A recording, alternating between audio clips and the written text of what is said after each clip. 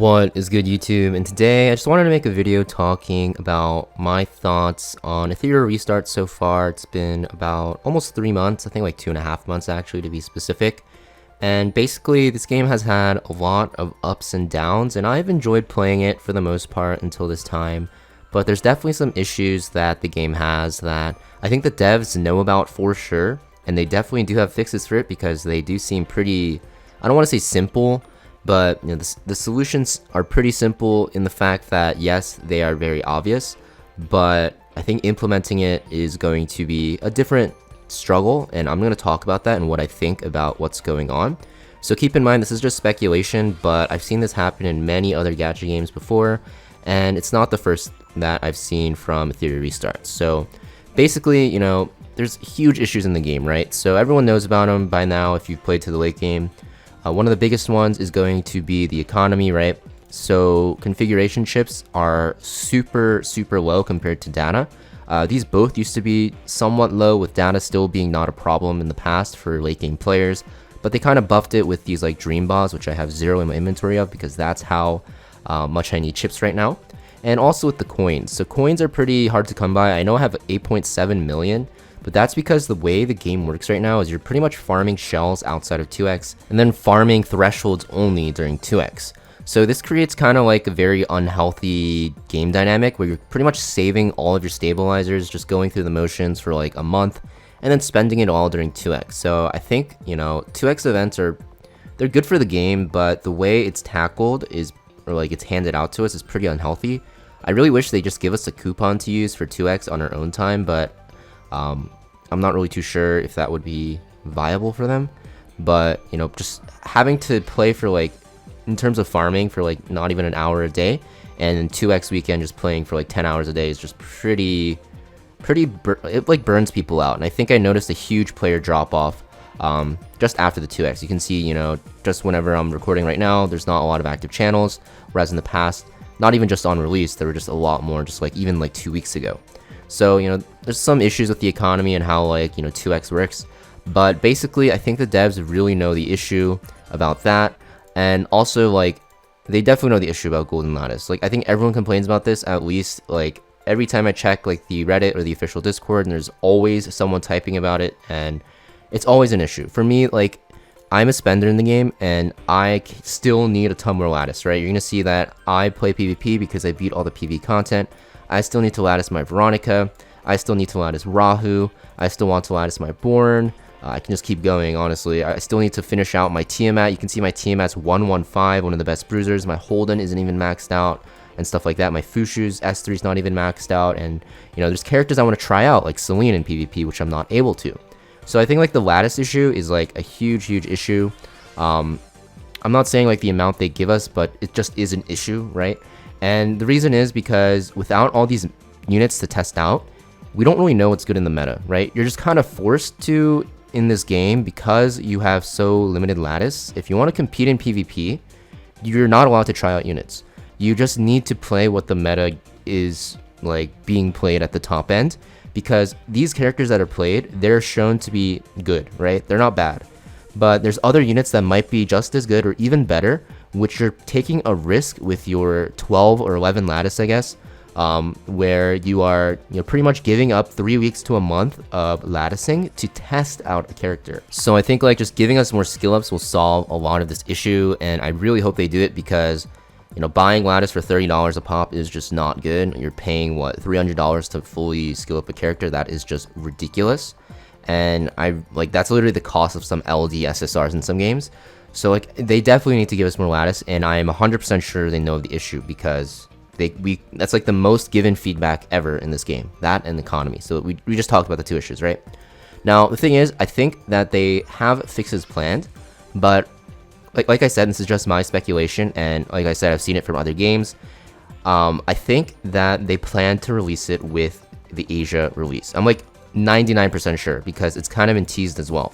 And the reason why is because if you look at the dev notes, they talk about the global launch celebration. They say that it's massive, which it should be, right? And it's going to be released in China, Japan, and South Korea. So you guys are probably thinking, oh, aren't we the global release? Because we're the global server.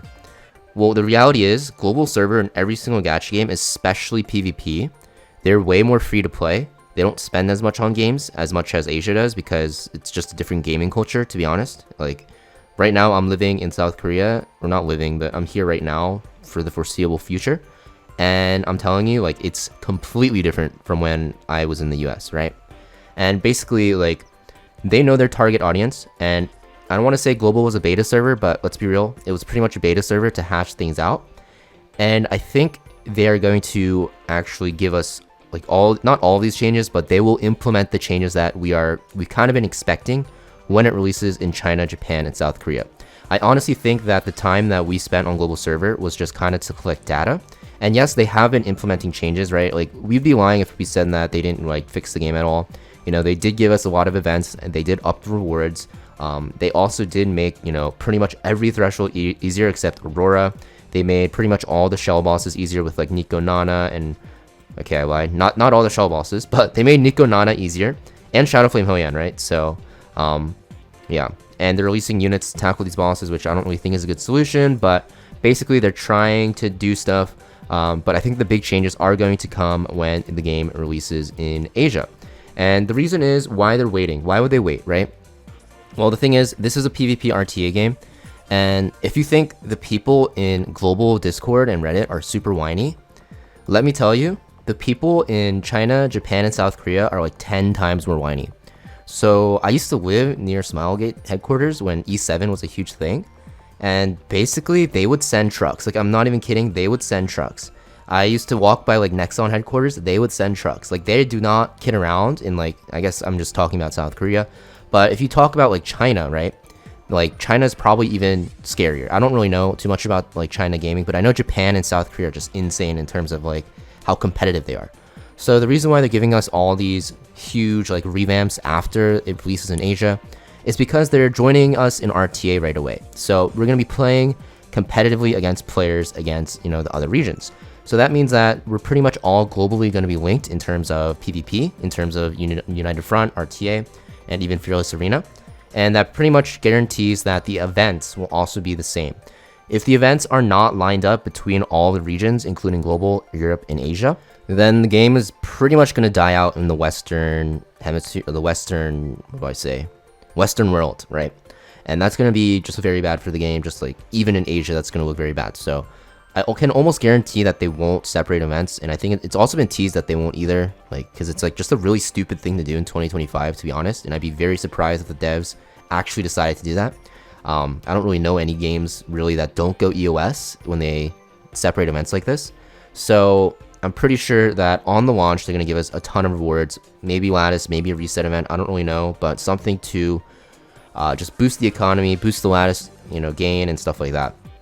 So what should we do, right? You're pretty like, you could probably be thinking right now, oh, so this guy's just telling us we're just sitting here for a month waiting for the official release. Pretty much, yeah. And that's the reality of the situation. There's not really much we can do.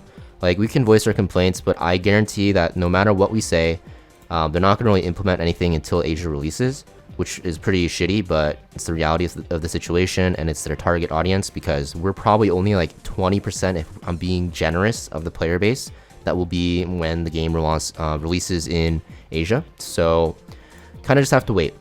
And what I recommend is just saving your Lattice until the next PvP season. So if you're going for the border top 200 RTA, sure, you can spend it, but it's probably going to be better to save Lattice, because they say they plan to release 100 units by the end of 2026.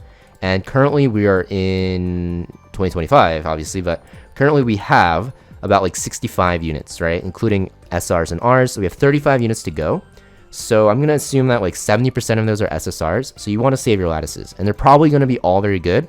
Looking at how they're releasing banners, all the characters are pretty good.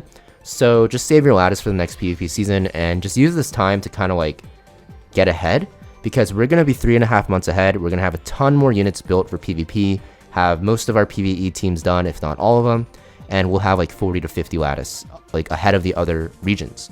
So that's like a plus side to think about it, but yeah, it feels pretty bad that we don't get changes right away. But I just wanted to tell you guys the reality of the situation, and rather than me telling you, oh, just wait out for a month, tough it out, you know, in the end, it is a game. If you're not having fun, there's not really a point of playing. For me personally, I've definitely been having less fun on the game, so I haven't been playing as much. But there's a ton of other games out there that you can check out, and I'll be covering them on my channel. And even though I usually cover mainly one game at a time, and recently Etheria Restart has been my main game. Going forward, whether this is the main game, it's going to really come down to how the game changes in the next few weeks, first of all, because there's still going to be patches, and also like what happens on the release of Asia, right? So yeah, I'll be covering other games. You guys can check them out. There's a ton of good games coming out, such as like CZN, Chaos Zero Nightmare. There's also going to be Star Savior at the end of the year and stuff like that, which looks very fun with RTA as well. So I'll be checking those out and posting content on my channel for you guys as well. So yeah, that's pretty much all I wanted to talk about today. Just the future, the outlook, what I think about not Epic 7, Etheria Restart going forward. But I think this is the reality of the situation, and honestly, there's not really much we can do. I think they know the complaints and feedback already. They're just waiting. So kind of stalling, I want to say, but that's how it is. But yeah, thank you for watching, guys. Make sure you guys hit that like and subscribe, and I'll see you guys next video.